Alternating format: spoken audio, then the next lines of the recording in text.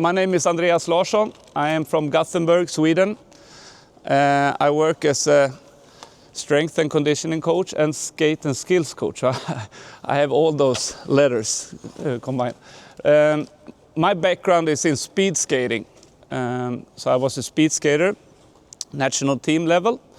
And it's a very hard and fun sport, but it's not so much money involved. So I started to coach during my active career. I started to coach hockey players and speed skaters to finance my own career.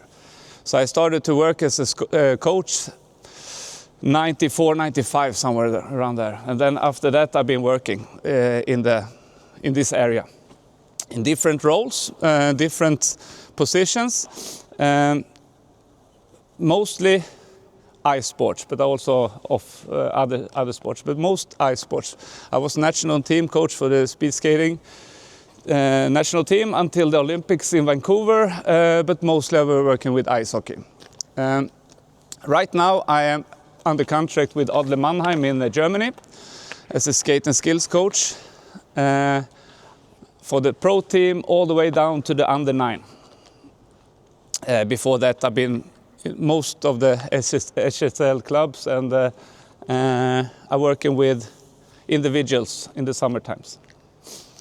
On the way here, I was on the flight because my flight was delayed, so I was counting in the roster for the Olympics. I have 30 guys that I've been working with in the Olympics. This year it's pretty cool. First of all, we also have 2 other guys from the under 20 local team, Hugo and Felix. They're gonna be demonstrating. For me, what we know about the hockey players is that all hockey players have to be able to skate as efficient as possible. So we know that doesn't matter what position they are at, they're gonna have to have a good skating ability. So that's my point of view. So that's where I look at first, and then I add on off-ice activities to improve that. And also like I work with a professional guy like Freddie, we think about the same from different angles, from a different point of view. We want the same thing. But to be able to do that from my side, I need to measure it. What are we trying to achieve? What do I want to achieve with the players? Obviously, speed is crucial to be able to generate speed.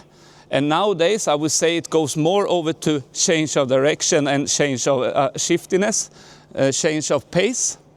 But it's all coming down to the ability to control the skates. So, and you all know this, but I go through it anyways. So what I like to do when I got kids, not kids, men like them. sorry. They are still juniors. So, but we will go through the basic knowledge of the skate, like the gliding edge, the outer edge, and the inner edge. And then from that, the positioning of the body. So that's where I start. And then when it's under okay level, then I'm looking in for the performance, like produce speed. So it's all connected with the muscle mass, the coordination, the timing, whatever they have, like the mobility, and then also the use of the tool, which it is. It's the most important tool a hockey player have, in my opinion. So then we do ice tests, so we know what we have to work with. And also, like what I like with our little in-house project that we did there was that we measure it both in the gym and on the ice, and then we can see like, oh, that person is developed really good in the gym, but we don't see the effect on the ice as we were expected. So we know that the muscle mass and everything, then we can take the physical part away and look into the technical part, and vice versa. So we try to kind of lay down a big puzzle, and we had the theory that if we can increase the first acceleration, it will also help us develop change of direction pace. That was the theory. We're gonna do it like we have, like so many years ago on the Stone Age, I created a couple of on-ice tests, which I have done everywhere I'm been working, and one it's change of direction for forwards. Are you ready, guys? You don't have to go full out. And normally, there will be photo cells here, but I didn't bring it. So these green cones gonna demonstrate the start and finish situation. So basically, this is a forwards. So you're gonna start in the middle of the cones, Felix. And then you have to think like it's a photo cell going here, so you gotta have to stick over here. Okay, so you're gonna skate with the both skates over the red line, make a stop, facing that way. Coming back here over the blue line, facing that way, and then outside. So the reason why I chose that test many years ago was that it's got a one start from 0, and then it's got 2 stops with acceleration, 2 tight turns and crossover, and then we're going to do it on the other side, but we just demonstrate now. So we see. So the world record in attempt during one test is a funny story, but Pierre Engvall, NHL player, he tried it 9 times in a row and didn't make it. So after the 10th time, it's okay too. Okay, so you go over the red line and make a stop. Och sen stoppa efter den blåa och sen utanför tillbaka. Yep, let's go. So. Good. Perfekt. Sen utanför. Och sen trampar du utanför blå och hela vägen ner. Ja, exakt. Ja. And then the stop is it. Perfekt. Bra, Felix. Hugo, can we do that but fast? Push. Stop. So that's not legal. You have to cross the red line with both skates. Ja. Ni försöker kvar. Japp. Bra.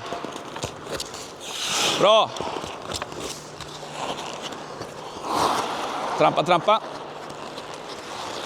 Perfect. So, great. Good, guys. And then we will mirror it, do it on the other side. We will not do that today, but you understand. And very simple test. Very easy to set the rules as a standard. I normally use pucks in the middle. And with the video, when I video it, it gives me so much information about the starting position. Both of them you saw, starting on the side, which is okay. You're starting both of them without any information. They made a stop over the blue line and the red line, for example, with the stick and shoulders here. So if I freeze the video, we will see this kind of action. So I think we can cut away a couple of seconds only by adjusting the technique. And then obviously the turns and the crossovers. So it gives me a lot of skating information from the skating point of view. Okay, that was the agility test for forwards. Now it's a little bit more complex. So here's the middle, Felix. So you have to start in the middle. I don't have a pen with me. So this is more of a change of direction test for the Ds. It's a start distance, crossovers, and then pivot forward to backward to forward. Så, ska jag dra den? Du kommer ihåg den eller? Så du startar här i mitten. Så ska du utanför de röda konerna, mellan blå ska du åka baklänges, utanför röd, mellan blå, baklänges. Så du kommer gå i mål baklänges. Take it easy. Ja. So outside the cones, pivot to backwards, perfect. And then open up, perfect. Good. Och sen hela vägen bak. Exactly. Good. Hugo.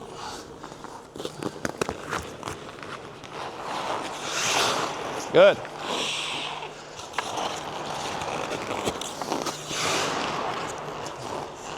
Good. Perfect. So that's also, and then after set rest time, they do it on the other side. So we got the change of direction in all kinds of angles and position. Also that with video, it gives me a lot of information that I need to work on with the Ds. Yeah, Yeah, you also. So there are things to do, but it's great demonstration, really good. So that's the ice test we did, plus the linear speed. And then we used the 30 meters sprint test. But we took also split times between 5, 10, 20, right? Also, we forgot the most important key person in this project was the players. So we spent a lot of time with the players, and the findings we found from the skating perspective was my eyes, and from the strength and conditioning from Freddie's eyes, together with the players, I think we had time and also a willingness to go deeper into the small details. So it was great for me as a skating coach to like, if I saw that Hugo is skating backwards with the stick on the both hands every time, over time we will talk about that and we will work on that, only that, to make him more efficient. So it was a great setup. And tight hip flexion, external, internal rotation, medical team was involved. Yeah, so when it comes to the full, how to say, we wanted the players to use as much of the full potential as possible. Then it can be that they have all the things on board, except maybe tight hip flexor. We had a couple of tight hip flexors there. And then with the rehab team, medical team, they work also hard on that. So I think it was a great teamwork for that. Yep. Yeah. We can make it first, like you just make it like 6 kilos all the way up, so you have the resistance all the way up with 6. And then after that we go for a variable loading. We start with 1 kilo, going up, ramping it up to 8. And maybe a little bit feedback from you, how it feels, okay? Can I say something about the start position? Yes. I have to add in one thing. So when I work with players, doesn't matter the ages, I always try to start with the V start as a starting, like, because even if you're starting laterally, you will end up in a V start. But like what I found with resistance is it's harder to get it going in the beginning. Like before you get used to skating with resistance, I would prefer to stick in one hand, inner edges, and then you go from there. And then when you feel comfortable, you can stay either that way or that way. So we don't want to lose. I found that many players don't really manage the transitions. So if you can start as a V start. Further instruction from Freddie. Ja, så du kan gå fram till så du får spänning i den i alla fall. Mm. So the best thing, I know a lot of you have already worked with it, so the best thing here is like, I just say, prepare to go, and when he goes, the machine will automatically count, so I don't have to do anything. That's the most important thing. Especially when you have like a whole team is going to be running this. The setup is really, really nice. So yeah, you don't have to max if you don't want to, but try to speed it up. So nice. Yeah, it would be nice. Yep.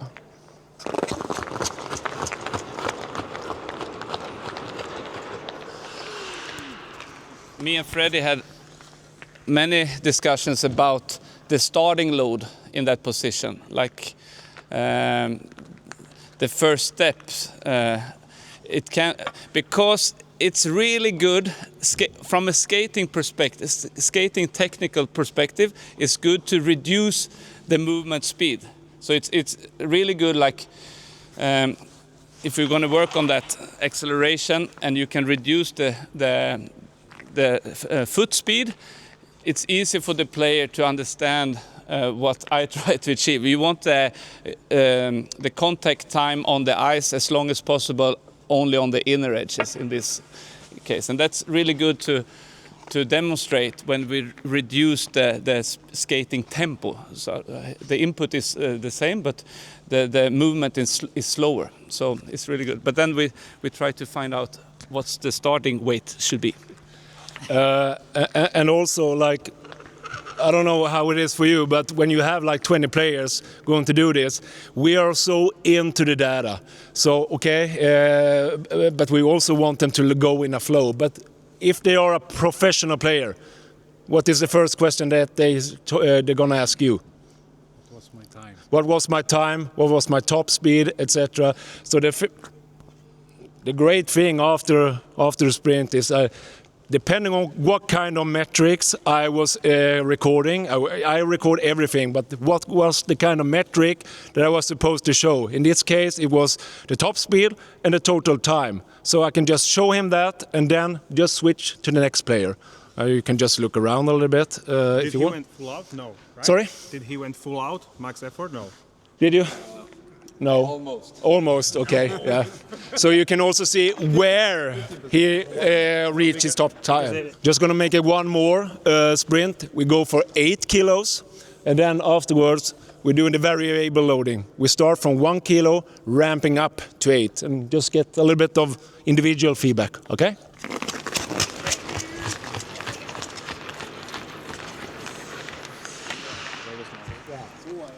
So 6.69 meters per second, total time 4:16. So I'm looking how we plant the foot on the ice on the inner edge, and also how the stride goes, how efficient it is. First, I don't know, 5 meters, really good. Yeah. Then the next step, if I would coach you now, that would be from the first blue line to the finish line. Yeah. Try to collect your knees a little bit closer to each other. Then you got, because you were, and now I'm gonna, you didn't look like this, but you were skating good, but then you're ending up here. So if you can force your knee forward, you will have longer legs to push with, the speed will increase. So it's more working with the hip flexes, if you could do that. We go for the variable loading. So you're gonna start at 1 kilo. We look together with Kalle a little bit on this sprint. So we have target you that you will ramp up to 8 kilos, approx 5.5 meters per second. So it will not just like go from 1 to like 8, it will ramp you up nice and smoothly, okay?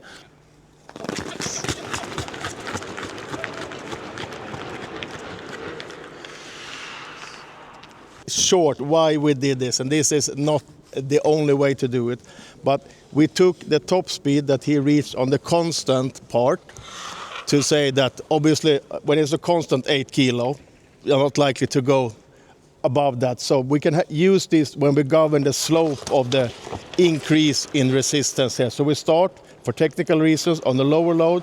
It will transition between this and this. Like Freddy said, it will move, so it will not switch in a millisecond, because that would just feel uncomfortable. So the target, when it stops ramping and it will be consistent 8, is this target speed. So I pull that target speed from this number and I reduce it a little bit, so they get up to the target speed, and then we keep him at this speed. So yeah, 669, 670, I just use this as a target, so mission accomplished. Again, you can ramp this as you see fit, but that's just how and when you transition into this, the stimuli that you're after. Let's go. Push, push, push, push! I can say, like, basically with or without any resistance, a lot of players have a problem to use the blade, like the movement pattern, and also the hip positioning when you're skating. A lot of skaters, they are standing correctly like this, but the first thing that happens is that the hip goes up, so they start to run. And I mean, I'm still moving forward, but not as efficient as possible. So I would say I lock the hip and then you go. If you have that in the backbone, there shouldn't be any problem with the resisted. But if you have a little bit of weakness, or like strength coordination in the stomach, so if you cannot, even when I talk with you when I skate, I have full compression in my core. Otherwise, I will lose the shoulders and the skate will go backwards. So it's a lot of under the hood coordination, I think, in my point of view. But I always start like the basic, like what I can see with my eyes, like how they use the skate, and then investigate, okay, the knee position and also the glutes, core, shoulders. So it's a chain of direction. But I would say and then of course, like we said, we have to be smart so we not put maximum resistance on, because then it's impossible. What I have done when I did a protocol, I went for 2 kilos resistance, because I don't want to slack in the line, because if they become a little bit further away from it, especially if you run, you will see after 40 meters, it gets a little bit. So just not to get a little bit of clear data, I use 2 kilo, 20 meters. So we'll see who is the fastest guy on 20 meters, okay?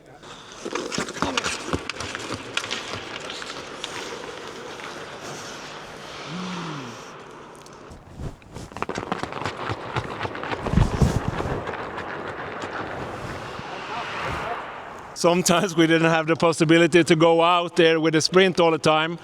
Some guys wanted to do it on game days, so every time Andreas was there, we tried to like mimic a little bit of the resistance of if you don't have a 1080. Then it's like this. So if you do a start, like you don't have to go full. If I standing still, it's impossible for Felix to start. Yep. So I have to glide with him the first step and then slowly decrease the speed. Ja, så du kör fullt du, hela vägen bort. Ja, kom igen. Push, kom igen. Ja, bra. We can do it like this as well. Du ska köra fullt till konan. Men vid rörlinjen så släpper jag motståndet på det. Du kör nu då. Ja, kom igen då. Tryck. Go. And like Freddie said, something like that I do regularly with the players that I work with on a consistent basis, even in season. Not everybody, but for those who want some extra tension before the games, we use that the day before the games. 2-3 times with resistance and then release. And we try to do that as well with the machine. So I didn't use it in the beginning, but then I started a little bit with, after Kalle had visited me in Malmö, so I tried a little bit of the assisted speed. What I did was I was just like, take this load, this feeling of acceleration to the machine, just get the start, just get the feeling. They can just take like 5-6 meters and something, just get the feeling. And after they have progressed that, we can go a little bit more with a little more faster intent and a little bit longer. So I think with this, we do 2 reps each. First one, you just feel on the, not the assistant, who get how the feeling is to getting pulled a little bit towards the machine. 1 rep each of you. And then we go the second rep. Try to see if you can go real fast, okay? Who wants to go first? Okay, let's go.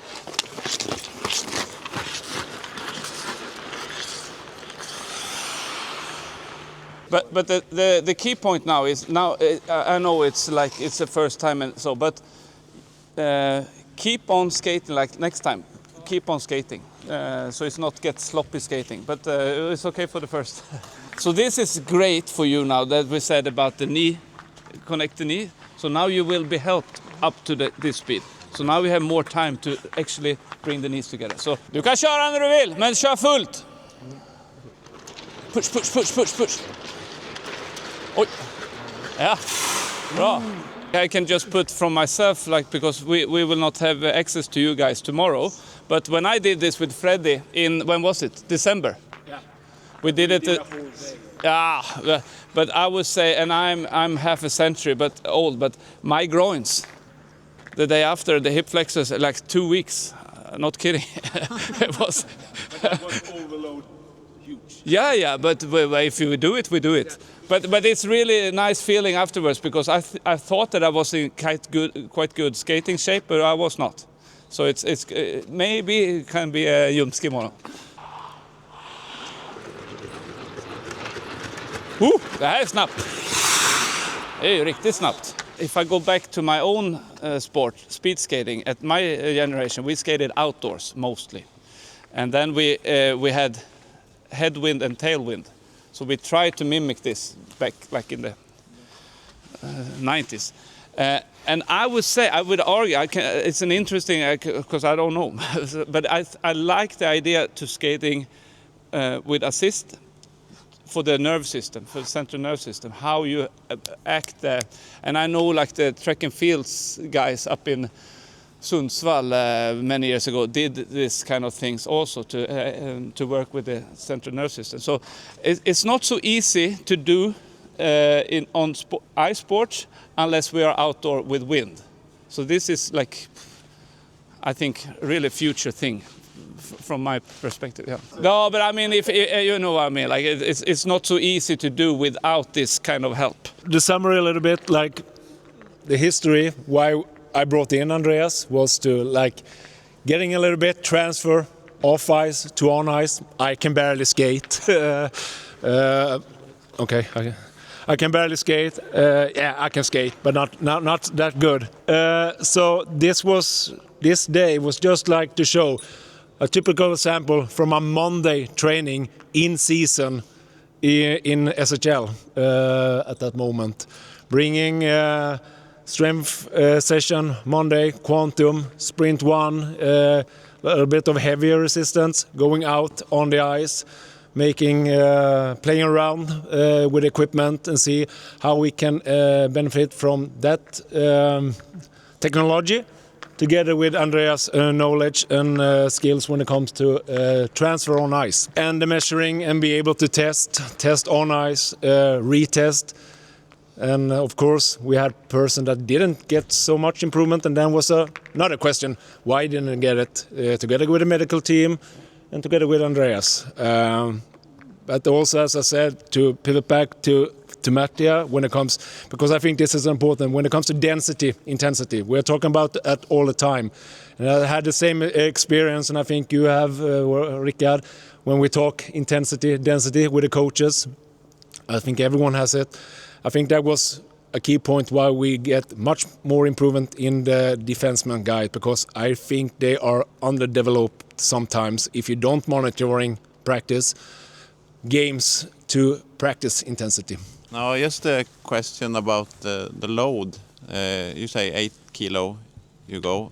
How did you decide on that? Good question. I actually had 6 to 8, but the heavier guys. At that time, I had a pretty heavy squad troop, so I just went a little bit connecting with the guys. How did it feel? And that was the reason. I had no particular data backing it up, just the feedback from the guys. So good question, but that was actually why I ramped it up a little bit. Especially like, I think Fredrik Hendemark, he was like 105 kilo, so I put a little bit more weight to it. That was the only reason. I think, have you tried it a little bit different in Örebro? Quite a few times we've done this kind of contrast training on the ice, like you had with the band, and then on resisted sprints. What I've seen when we do it off ice is that we can mimic the motion of putting the strides down, putting the force into the ice, right? But when we increase the resistance on a 1080 on the ice, when we go above, let's just say 8 kilos around that area, the technique drops significantly. So it doesn't even look like a skating stride anymore. It looks like something else. And I understand obviously that if you keep increasing the intensity, you will increase the force production in your quads, in your glutes, which can have a transfer, I get that. But how would you coach, or how would you say that, going like 10 or 12 kilos and still saying that this is still a skating stride? That's a great question, because that was my also question. So what I did, my first with Andreas, I did it the same thing with, I had a new strength and conditioning coach. I was just standing, like just up and down, and with his eyes, this doesn't look good any longer. Then I just dropped it a little bit. So I don't think you have a magic tool. I don't have the eyes to see in a perfect way. So I had Andreas behind me or beside. No, Freddie, reduce the load because this doesn't look good. I don't think we have the transfer, but it was just like a communication eye to like just reduce or higher the load a little bit. Yeah. So that's a really good question, but that was the way I did it. and I'm on his page. Like we said now I don't want to throw you under the bus, but the first time you did the sprint, he was losing the stride back foot. And if he continued to do that, now it was just that he was unused with it. But it could have been a result of too heavy resistance, maybe. Then I would have said to him, hey, reduce the resistance a little bit, make him, like from my eyes, it's not science, but like it's only my eyes, like, oh, this is not a good first 2 steps.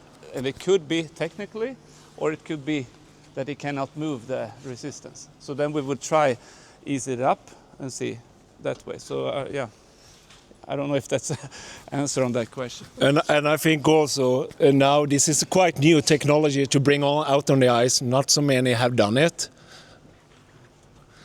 Sorry again. No. But we discussed yesterday. Now is coming a little bit more research on sprinting on ice, etc. So I think, like, just having more and more doing some research stuff, maybe on ice with this, can make a little bit more sunshine to the numbers also. And also this forum, this kind of things. This is I've been doing this for 32 years. This is the first time I'm in a forum like this.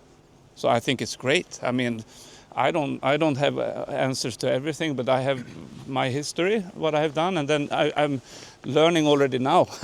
I'm learning more and more. So I think, like, if we can help each other to become even better, I think in the future we have even more answers.